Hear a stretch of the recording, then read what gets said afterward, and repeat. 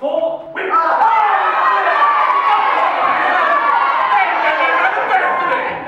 Reginald Blair, your Conservative and anti-suffrage candidate.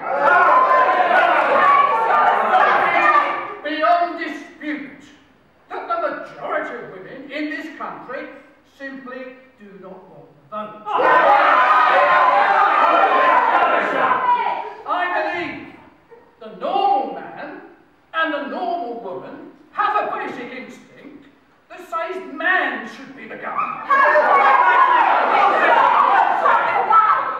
And I think that the undoubted dislike that women have for effeminate men, and for which men have for masculine women, is nothing more or less than a display of that basic instinct.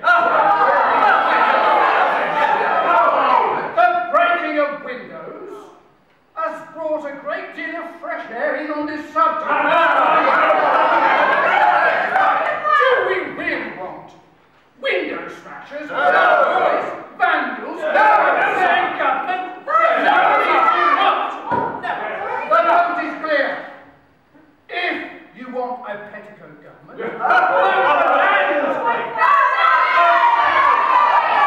but if you want a strong, masculine, sane government, vote for me, Reginald Blair, your Conservative, anti-suffrage candidate.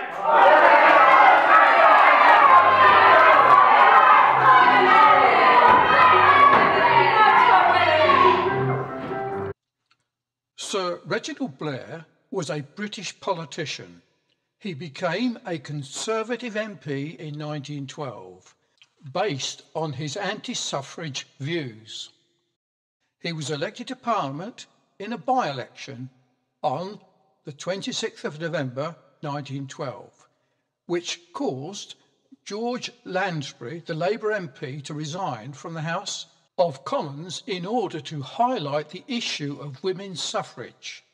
Reginald Blair won the election by 751 votes. It is the contents of Reginald Blair's speech, the issue of which is recited in this play, is of interest. A speech that was against women's suffrage, that is, the right for women to vote.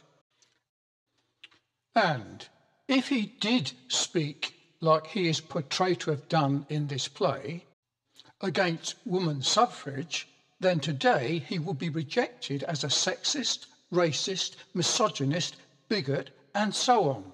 All the names one can think of, and yet his speech seemed to have reflected the opinions of the majority of men, and maybe women, at that time. Are we then to conclude that the people who elected Reginald Blair as their MP in 1912 were sexists, bigots, racists and misogynists? When reciting history in the form of films, plays or books, it is very easy to portray alternative facts rather than the whole truth.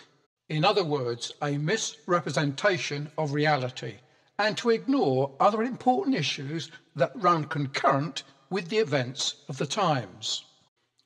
Secular history often ignores the influence of Christianity on the changing attitudes of people, and it is sometimes the distortion of Christianity that hits the headlines and can be misleading.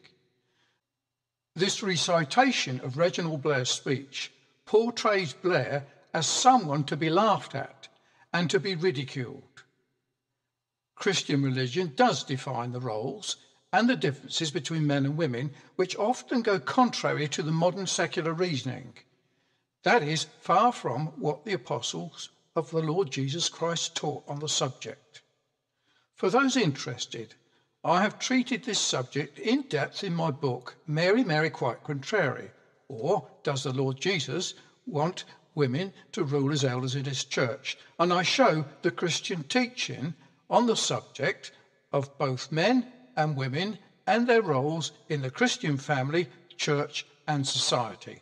The book is available from amazon.co.uk, amazon.com, and also as an audiobook from A jcx.com.